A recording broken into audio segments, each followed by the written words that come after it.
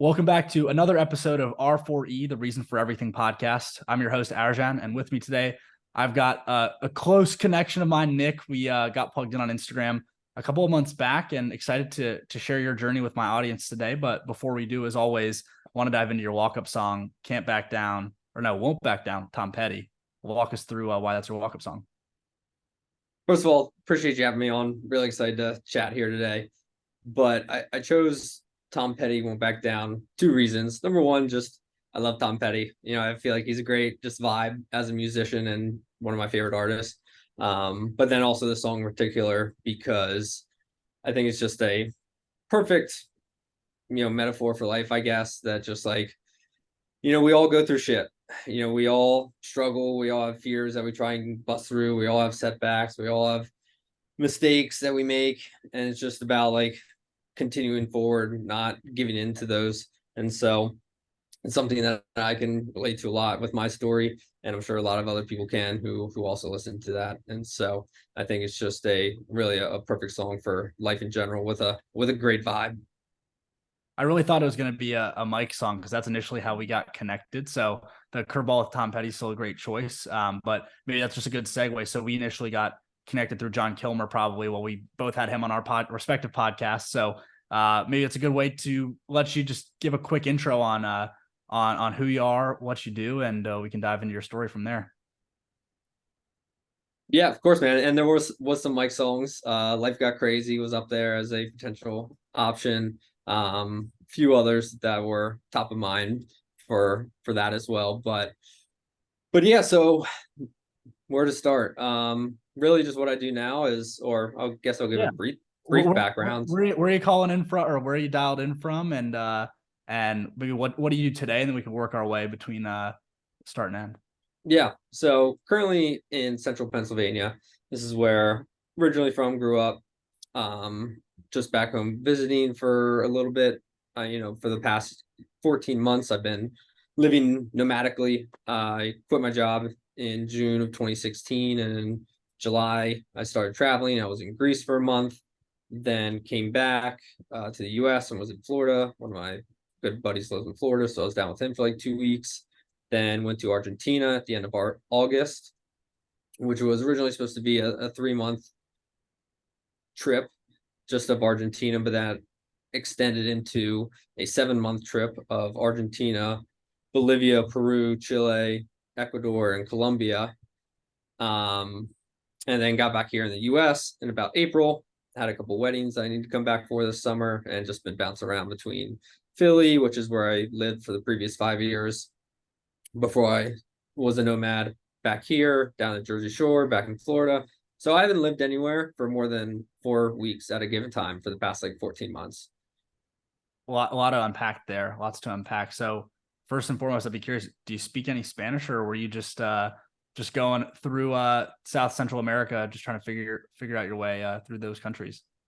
I went down there knowing nothing, which is like huge mistake on my part. I should have been better with that. But I only like booked everything maybe a month and a half ahead of time. 2 months is when I like decided I was doing it, and I booked it for 2 months later, once I knew when I was going to quit my corporate job. And so I didn't know anything. Terrible situation, or terrible start, but learned throughout the way. And by the time I left in 7 months, I was just getting comfortable enough to have a real smooth conversation. And then I started continuing lessons when I got back, but I have dropped those in the past month and a half, and which I do need to get back on. So I appreciate you reminding me.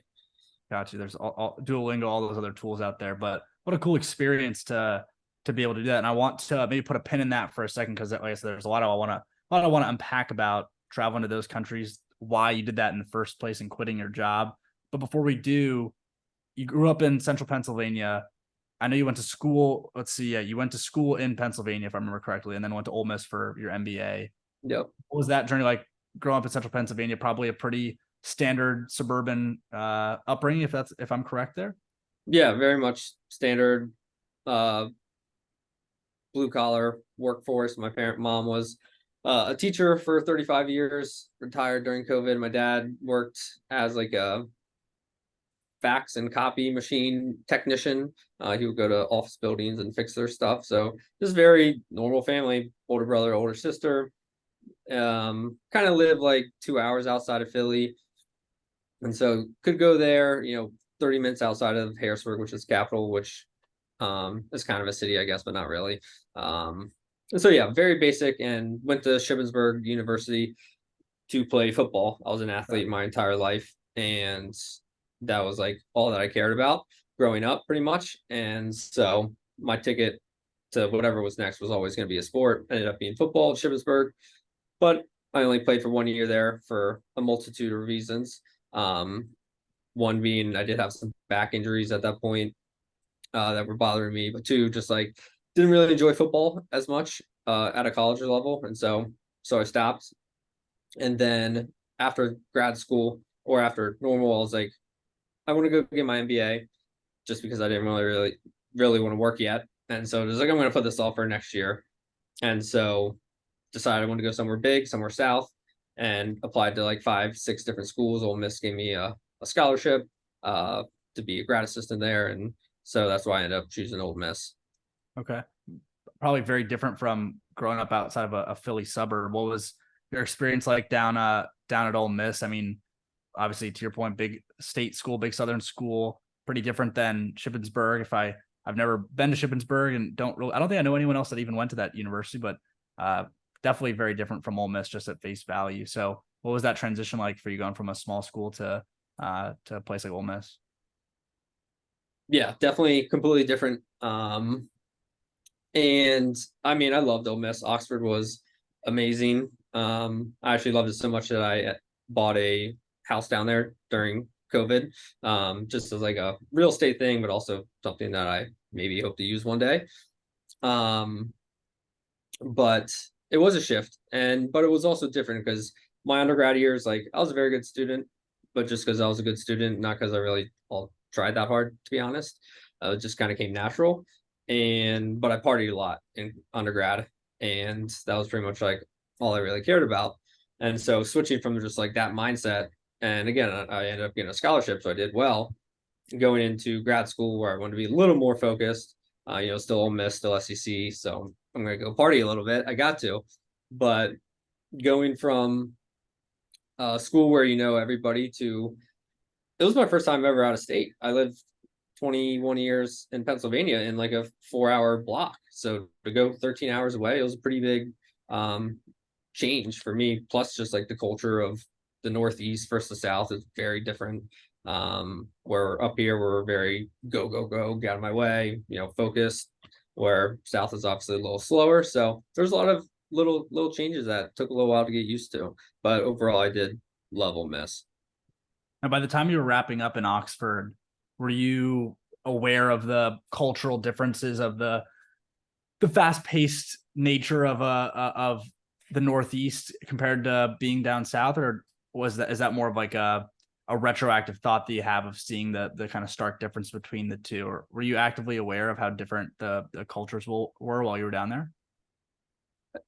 A little bit, not as much as I am now, but I could, just being from that culture, I could feel myself like even at restaurants and being slow, just like getting mad because I'm waiting too long versus, nobody down there is in a rush to do anything. So small things like that I did notice that there was a difference, but much more, looking back. Maybe just to double click a little further. So you played football freshman year at Shippensburg.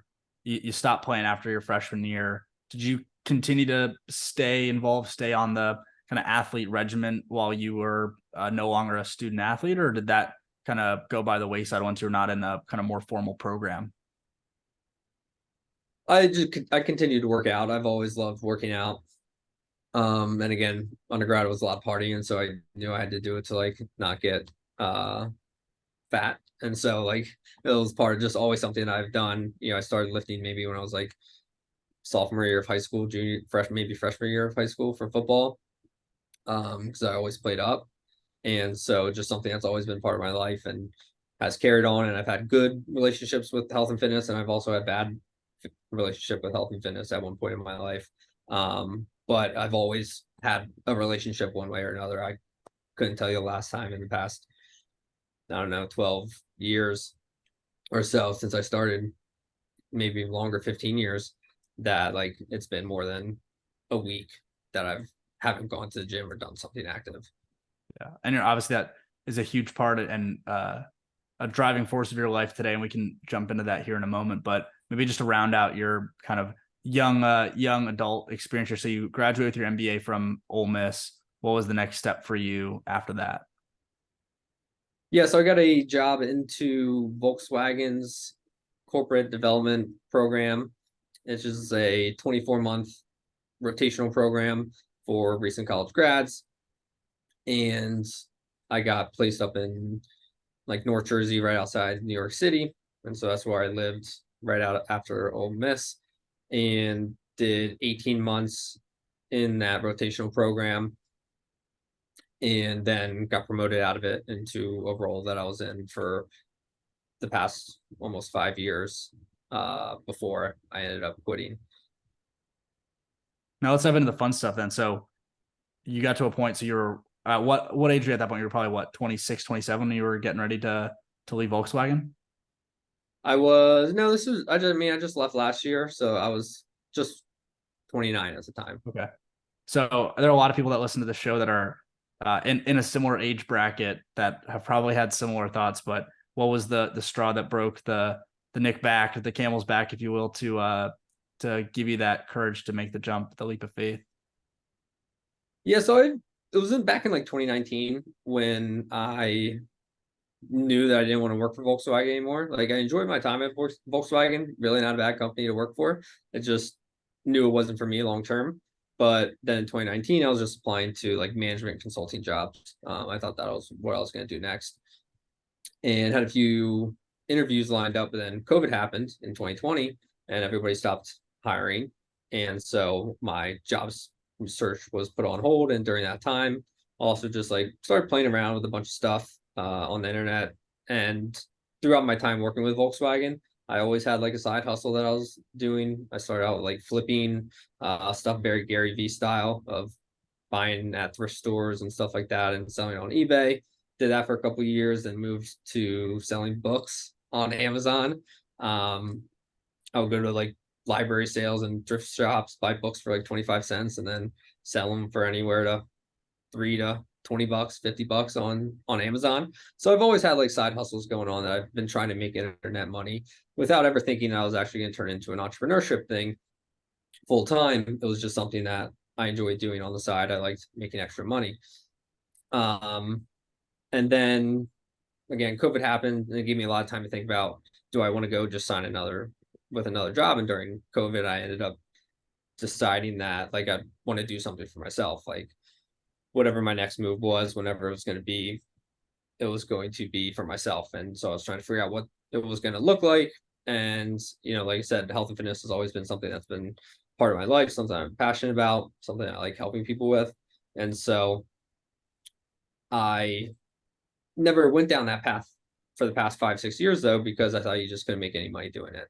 But then I find people on Twitter, Instagram, whatever, that, seem pretty normal people like me that are doing that and making good money. So I was like, okay, well, if they can do it, then why can't I? And so hired a business coach to help me start my business and get it off the ground, which was a huge thing. It was the first time I ever invested in a coach, and it was $12,000, and like obviously a shitload of money. I was making okay money at Volkswagen, but 12K is no joke. And Right. so that was super scary. But then just since then, been slowly building over time. And my business has shifted a little bit as well in the past couple of months, a little bit, but still just down that path. And that's kind of the overview of how everything kind of got started. That's wild. So I want to dive in at, I guess, to start a little bit more about those eBay and flipping businesses, Gary V style, as you mentioned. How'd you want to do that in the first place? Was that YouTube education and just scraping to figure out what ways to make some money on the internet, or why thrifting and books on Amazon? What was the impetus behind that? I think one of the first ones was one I was just super early on Gary V. I was watching Gary V back then. This was, I don't know, 2015, 2016. And so I was listening to him talk about kind of stuff like this. And I was like, oh, that makes sense. And then my brother-in-law at the time also worked for a he works for like a uh the film industry in New York City. He's a set dresser and stuff like that. And so he would be able to take stuff all set for free after they were done, because they were just going to throw it out, and then we would flip it, and it's pure profit. And Right. so like that really kind of got my just wheel spinning a little bit. And so then started to do a little research, and like I said, I'll go to thrift stores and like look up on eBay. Oh, this thing sold for $40. I can buy it for 8, so I'm gonna grab it. And so like I'll go to thrift stores for hours at a time and just look stuff up. Crazy, super scrappy. I mean, there you always hear about this. I mean, whether it's Gary V's content online or anyone else in that realm, but there's so many ways to make money online. It's just a matter of a lot of times opening your eyes to see the opportunities out there. So you're flipping thrifting and flipping clothes that way. You flip books on Amazon. Now, what was this the business coach that you hired for $12,000? To your point, it's not an insignificant amount of money, no matter who you are. Did you hire that business coach knowing what you wanted to do, or was it more of a blank canvas and looking to be molded in some direction? Yeah, so I knew I wanted to do nutrition. So back in like mid 2021 is when I was like, okay, I want to do nutrition, because nutrition is something I've struggled with myself a good bit, and just like body image issues and just that side of health and fitness. And my relationship with food is something I've struggled with. So to help other people do that was something that I was passionate about, something that would feel good to do. So I started out with just like went to him with the idea of nutrition, but then with him we kind of turned it into just complete health package with workouts and all that kind of stuff, personalized workouts. And so he kind of expanded the idea from what I was going to do of just a pure nutrition thing. Now, is that the start of Vita Health and Nutrition at that point, or was there a later? Is that a later derivative? Yeah, no, that was the start of it. This was January 2022 is when I kind of officially launched it. It was when I met with him. I went out to Indiana. His name's Zach Homer. Zach Homel.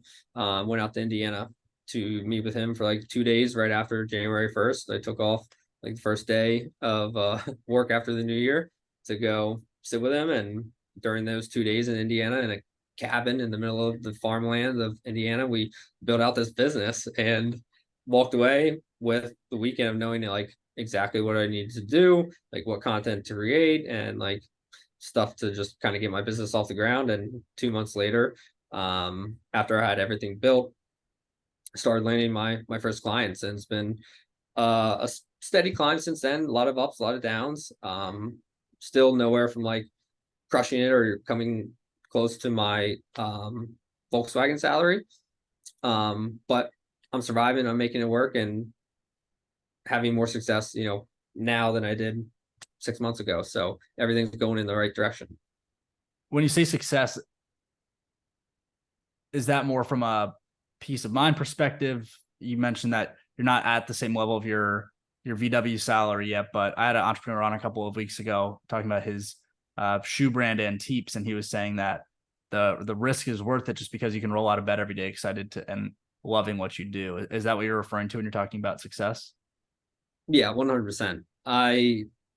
For majority of my life until this decision, I always thought about money as success, like focusing on getting a higher salary job, getting as many promotions, flipping this was just like, because just like more money meant more success. The amount in my bank account, that's what I always deemed as success. And then, back in that 2021 time period and 2022 when I quit, was really the first time I changed my definition of success to doing what you love as much as you can, maximizing for just kind of life enjoyment. I think there's really two ways that people can go about a career, and I think both of them are kind of right. But then there's like a third way that most people go down. So the first one is either maximize for enjoyment, something like I'm doing. Like maybe you're not making as much as you would in a job at first. Hopefully you'll continue to get there and then surpass. But at first, you're sacrificing that salary or financial compensation for just life enjoyment compensation. I think that's just part of your compensation package. But then the other side is find something you're good at that you can make a lot of money doing in a short amount of time that gives you a lot of time to do other things that you are passionate about. And not have to turn it into a monetizable skill or anything like that.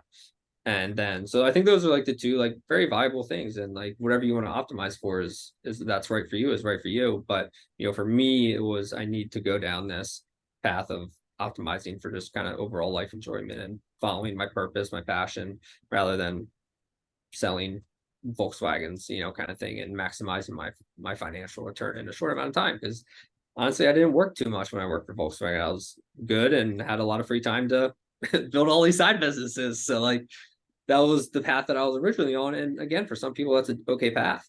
But then my mind has shifted to this new path. And then, like I said, most people take the third path of doing something they don't like for a little amount of money, and that's a problem in and of itself.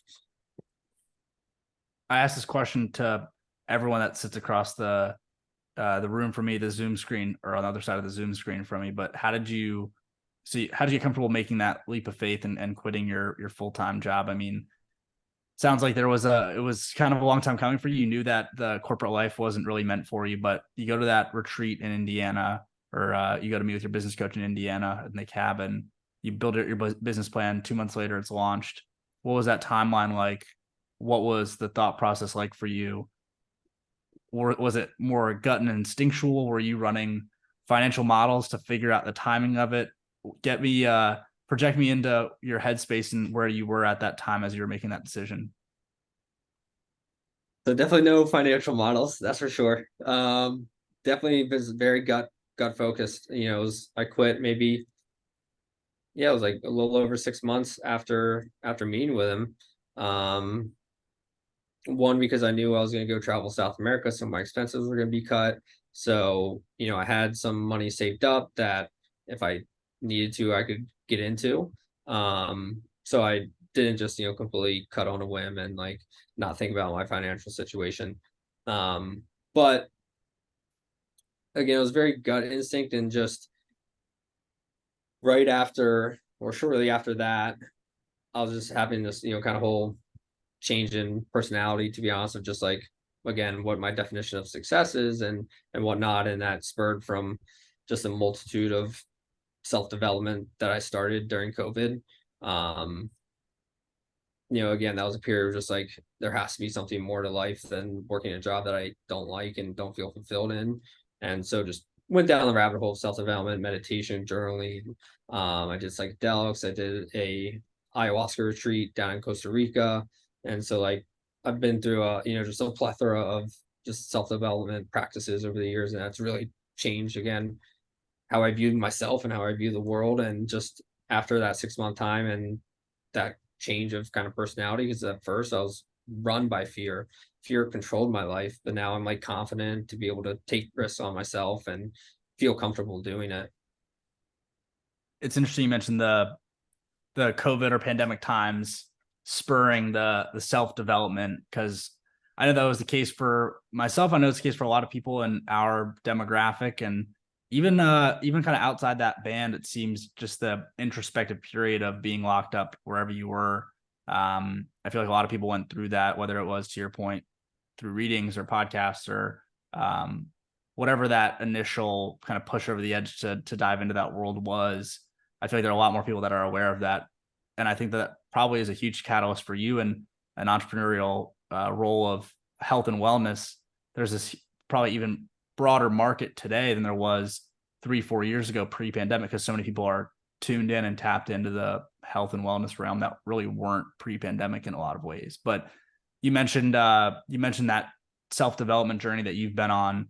Was there a particular point that you really can look back on where it was, whether it was a book or a conversation or something that really launched you down that journey? So there was a few things, and they kind of happened all like in a very rapid period of time. One was I started meditating. First time ever in my life. Why'd you start meditating? Was it just something you felt called to do? Yeah, just like I was sitting, COVID happened, wasn't able to go anywhere. So I was like, all right, I'll just take 15 minutes a day. I downloaded the Calm app. I was like, I've always heard meditation is good for you and can be beneficial. So I was like, got nothing better to do, so why not? And did it every day for like probably 4 or 5, 6 months. And that really just started to broaden my kind of thought process in general of um who I was and just what options were in life, and that kind of the idea of your thoughts aren't you and your thoughts are just passing through. Then at the same time I was reading the Four Agreements, which I think books are tough. I think you need the right book at the right time for it to be meaningful. And so with the meditation, I think just where my head where my mindset was at during that time, that the Four Agreements just blew my mind and completely kind of changed my perspective on life in a pretty drastic way, like no book has ever had. And I think if I would have read that book 2 years earlier, it wouldn't have meant anything because I just wasn't in the position to make it meaningful. And then a couple of months after that, um, I did my first time of mushrooms of not like just being out partying and using it as a way to get more fucked up, but just as like a reflective tool. And just had a very just like honest, open conversation with myself about where I was, who I was, what I wanted to do, and like what changes need to be made. And that just continued to spur me down the rabbit hole. But it started with meditation, which led to the book, which then kind of led to the mushrooms, which again, just a culmination of things.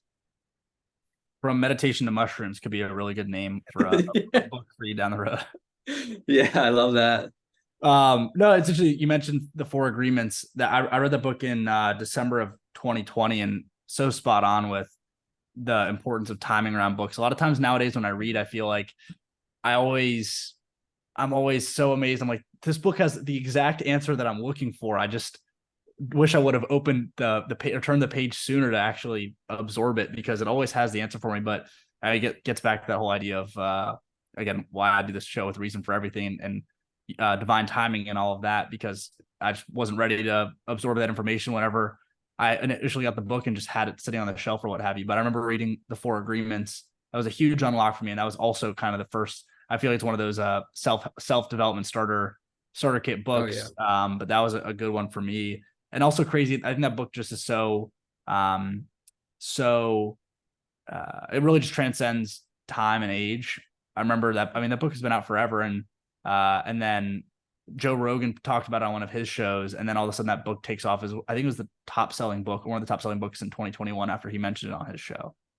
Yeah, Forget. I think it's just such a digestible self-help book that like I can make sense in my logical mind, because I was still in a very logical mind framework at that point where things had to make sense, logically for me to be like, okay, yeah, I'll believe that kind of thing. And I think that's what makes that book so great. It just lays it out so easily and understandably that someone who is just really starting can really grasp onto and again get those wheels turning. You mentioned wheels. The next book that came to mind was The Monk Who Sold His Ferrari.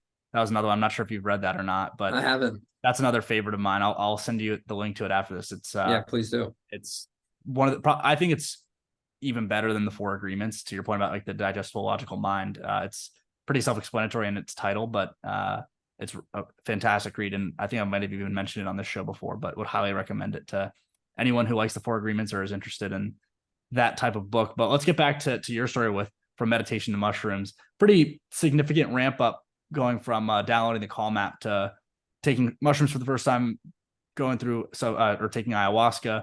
What is that kind of journey after that been like? I know a lot of people mention it's life changing. Obviously, this is not a medical program of any sort, so these are just anecdotes. But and talk to your doctor or whatever before whatever disclaimer you want to insert here. But what was that experience like for you, and kind of helping you as an entrepreneur, or maybe hurting you as an entrepreneur, business leader? What was that journey like for you?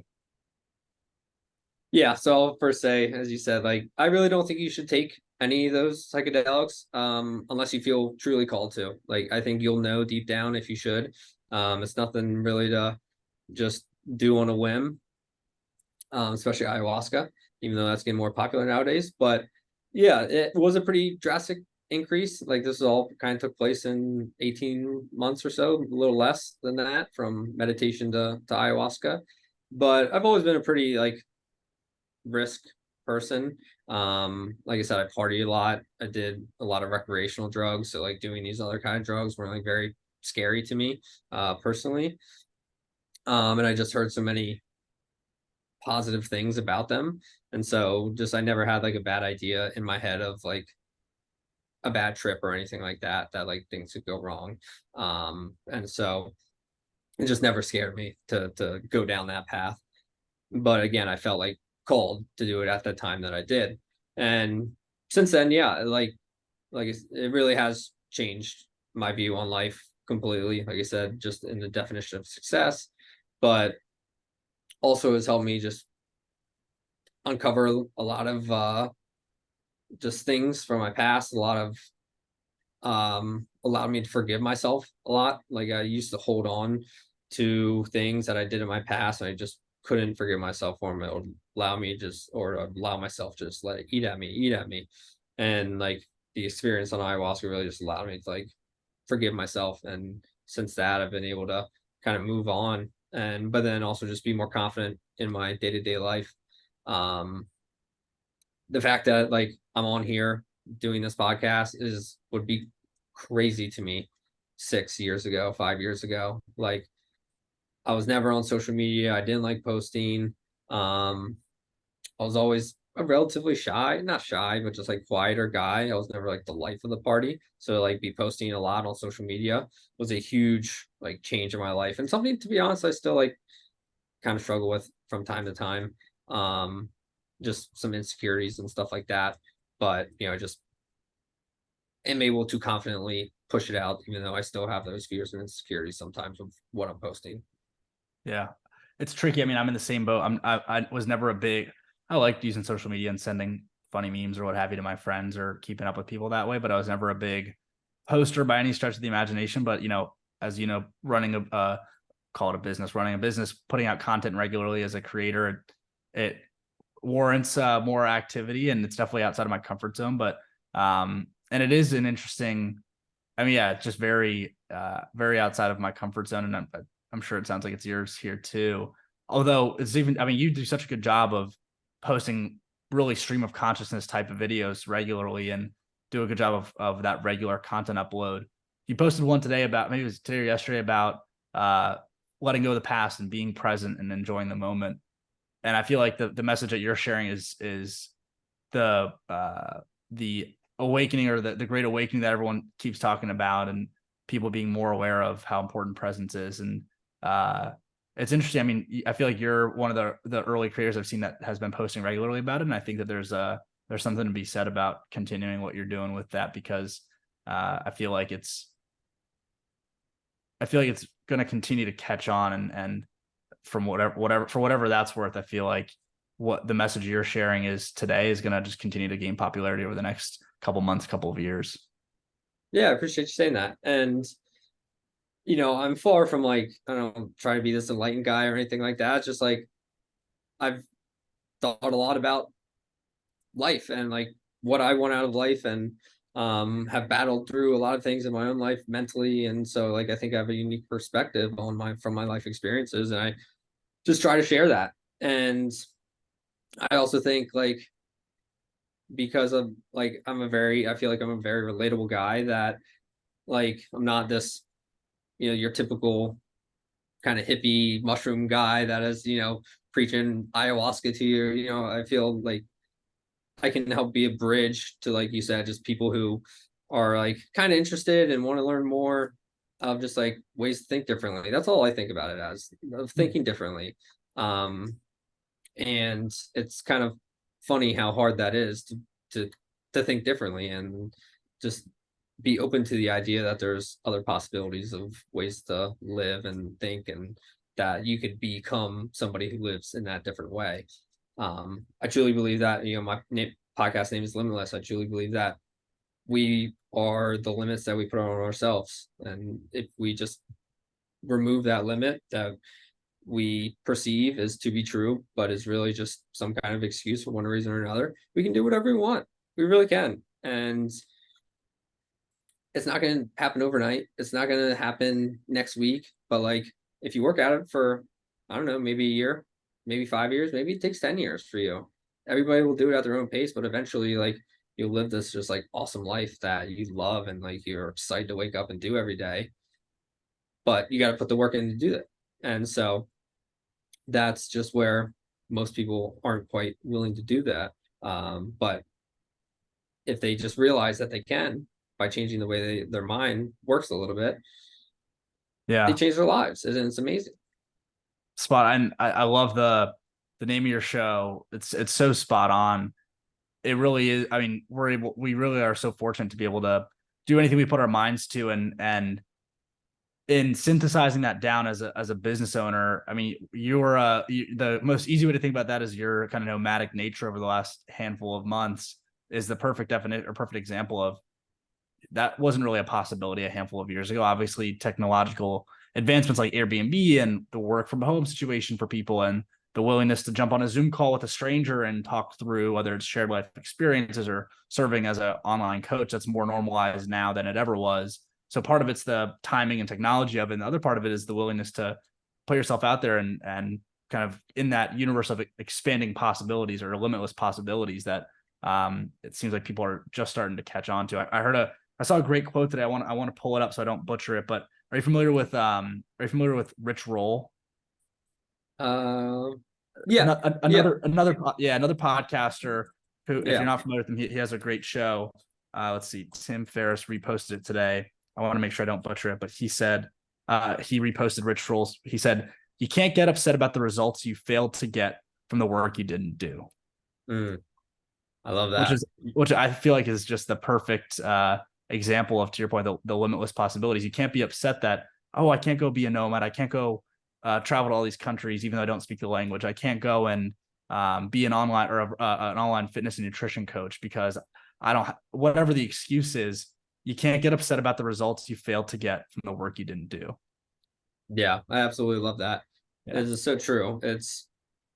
We live, like you said, we live in this time that we are so blessed with the technology and just our living situations and everything that we're able to create whatever it is that we want. And, maybe for some people, it's not traveling the world and working online. Maybe it's like, I don't know, starting your own small bakery and like, why don't you go do that in your neighborhood town and you work 9 to 5 and like go home but you just love baking bread. And so go do that. Like you can, Yeah. Or and even if it's it's just, just being a good friend, good parent, good husband, wife, kid, whatever it is, or as simple as that, as long as you're present and showing up and doing that, that works too. It's just a matter of what makes you happy.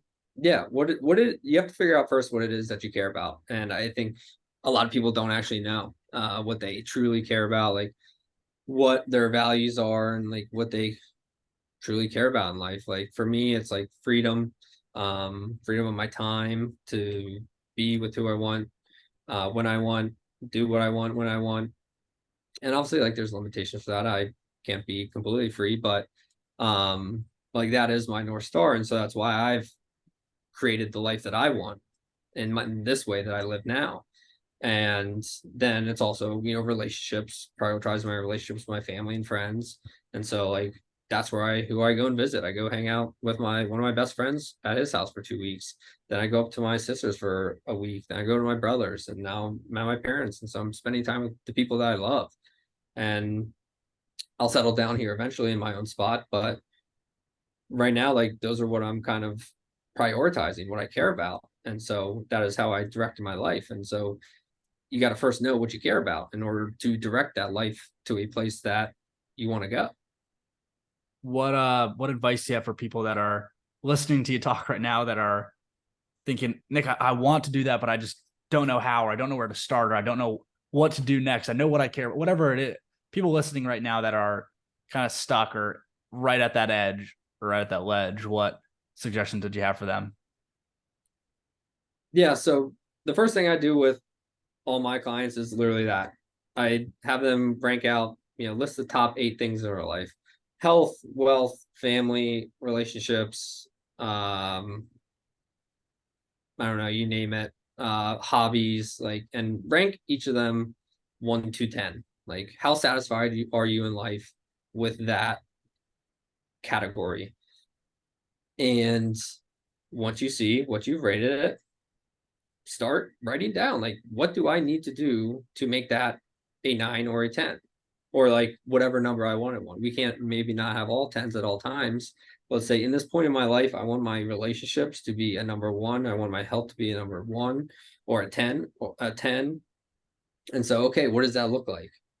That means I need to call my mom and my siblings every week. I need to text them. I need to be more present when I'm with them. I need to be active, proactive about those relationships. I want to, my health is main priority. Okay, well, I need to go to the gym. I need to walk. I need to take care of my nutrition. And so it's okay, now I need to do that. So what does that mean? I need to change my groceries that I need to buy. So it's a very like conscious thing. You have to sit down. Just most people don't ever consciously sit down and do it. It's kind of easy to figure out what you want once you kind of sit down. Maybe at not like this the grand, big picture, but on a kind of day-to-day basis, you can say like, okay, this is the person I want to be. This is who I need to be in order to create all these categories of 9s and 10s as high as possible. Then I just got to make the decision to live that life. And it's not easy just to be like, yep, I'm that person now. No, the first days, weeks, months are going to be rough, and you're not going to want to do all that stuff. But you just got to keep doing it. And eventually, like, it will become natural. It will become who you are. You just got to get to that point. But the first thing is sitting down, writing out. Like, this is the work that people aren't willing to do. I think back to your quote, it's just like, and it's not really hard work. It's just giving yourself the time to think. That's what meditation did for me. It gave me time to actually like just think about what I wanted, and like where I was in life, and like, and it was the first time I've ever done it. It was truly the first time I've ever done it. Up until the up until that point, the first, from let's say college, 18 to 27, 26, I never thought about that, like what I actually wanted. I was just on to the next thing: distraction, social media, Netflix, working out. Autopilot Yeah, on. absolutely. And so it's just making that conscious decision to start thinking consciously about that future that you want. Spot on. Now for yourself, how regularly are you going back to your drawing board, or this is my third or fourth episode in a row talking about vision boarding here, but how often are you going back to your personal list of things that you care about, your values, and ranking them? Is that a regular exercise for you? Is it something you do quarterly, monthly, yearly? What's that like for you? Yes, I do yearly. And again, this is something I just started maybe like 2, 3 years ago. I'm not trying to act like I've done this for the rest, my entire life, but this is what has made me start to change things. But I do it yearly. I kind of pick like 3 main values that I try to live for that year. Um, so whether it's, commitment, relationships, freedom, like those are my 3 values. Like, commit to everything that I do, relationships, and my freedom. Like, those are my 3 values this year. And so I like prioritize, like, okay, now that I have these big 3 things, what does that look like? And so that's how I try and live my life. Not perfect, but that's how I kind of start to frame it. Of just, I used to have like very like direct goals of like, I want to make 100,000 in my business this year, kind of goals. I want to do this, but I didn't really found those work for me. I kind of like the big picture of just like values to aim for in life, and then you can kind of micro optimize the like minor Yeah. goals that create that value, those Yeah. values. That makes a ton of sense. And then I guess for Vita and your plans to grow that business, are you planning to hire more individuals to be coaches like yourself? Are you looking to pull on more clients? What's in store for the business on the business side of things moving forward?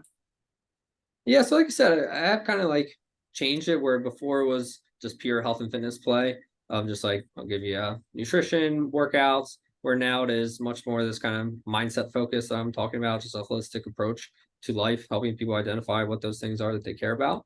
And so that has changed the direction, small pivot. And of course, health is part of that. I feel like you need to eat well and work out in order to actually think your best and know what you want and then have the energy to go create it. So the health and fitness is still part of it, but it's a broader thing now. But in the near term, it's just getting more clients for myself. I'd like to expand it out to other clients or have other people come on, other coaches at some point.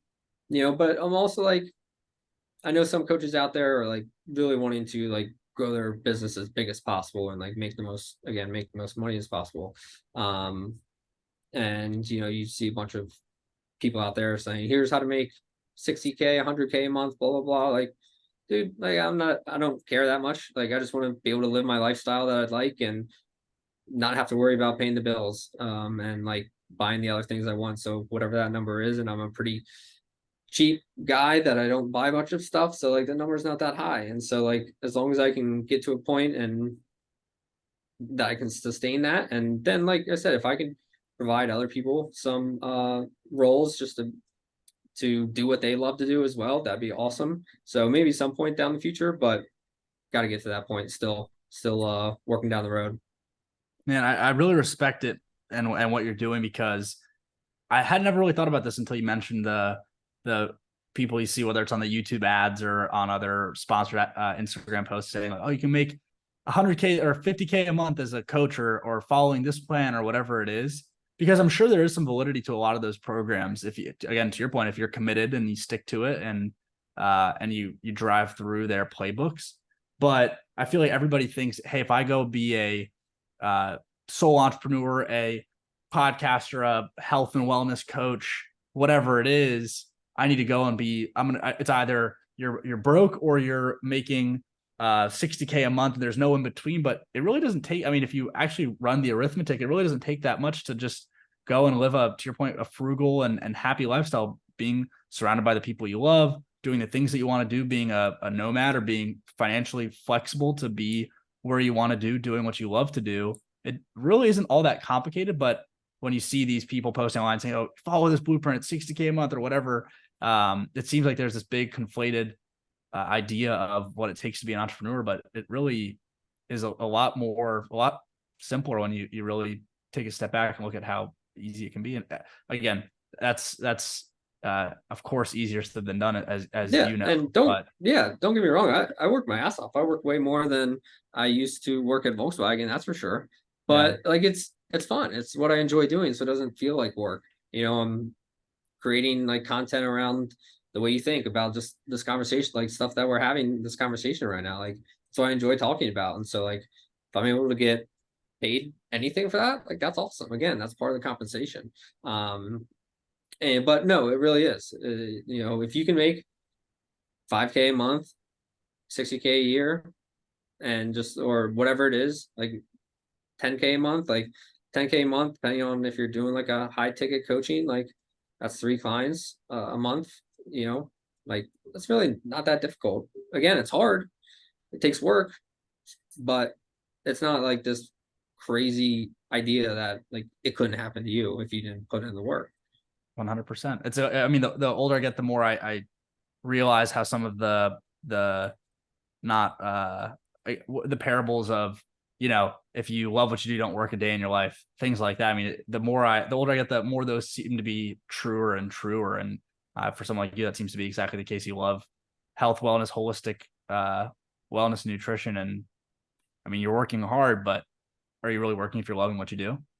Yeah. I would say I love that quote, but I also would say like it's not so you don't work a day, because I think working hard is important. I think you will never be happier in your life than when you are working hard at something that you are passionate about and something that you love.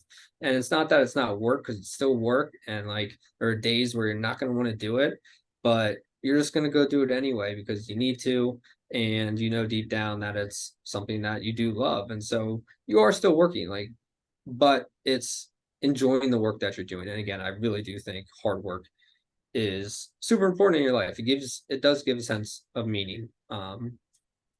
And something that that I take seriously, of just like working hard and in everything that you do.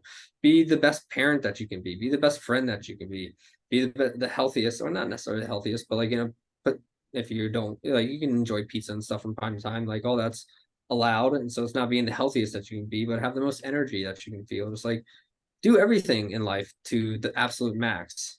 It's And, back to the four agreements. You have and to do your best. You have to do your best. absolutely, absolutely.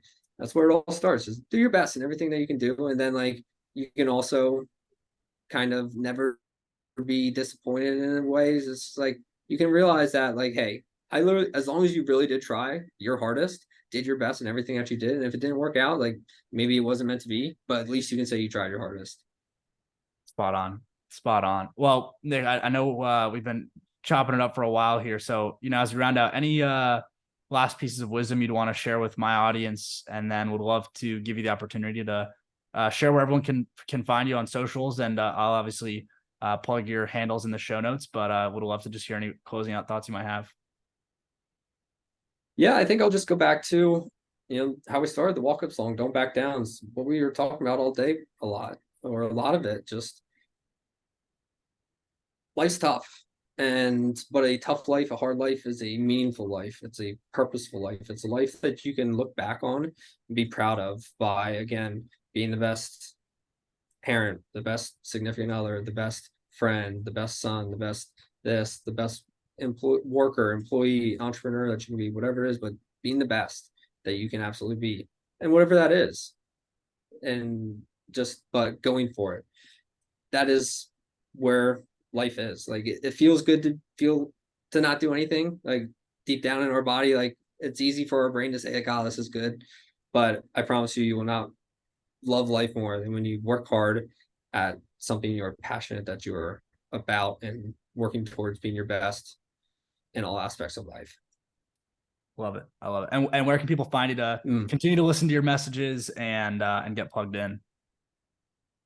Yeah, so say Instagram is probably the best place. Instagram is just Nick Diller _. I also have a podcast, Limitless, on Spotify and Apple, where I just kind of talk with people, kind of very similar conversation. To be honest, my idea for the podcast is talk to interesting people who I think I would have an interesting conversation with. And so you can check me out there as well. And also Twitter at Nick _Diller. Another good place. But really appreciate you having me on, man. This was a lot of fun. And like I said before we started recording, this is the first time in a while I've been on the other end of the podcast. So feels good. And you did a fantastic job on that end. Oh, I appreciate it. And if you're ever in the DC area, would love to get together in person. And yeah, I'm just glad we got connected thanks to YNK. Yeah, that's what it's about. Steve's got to unite. They have to. Well, Nick, appreciate it, man. I'll talk to you soon. Yeah, absolutely appreciate you, man.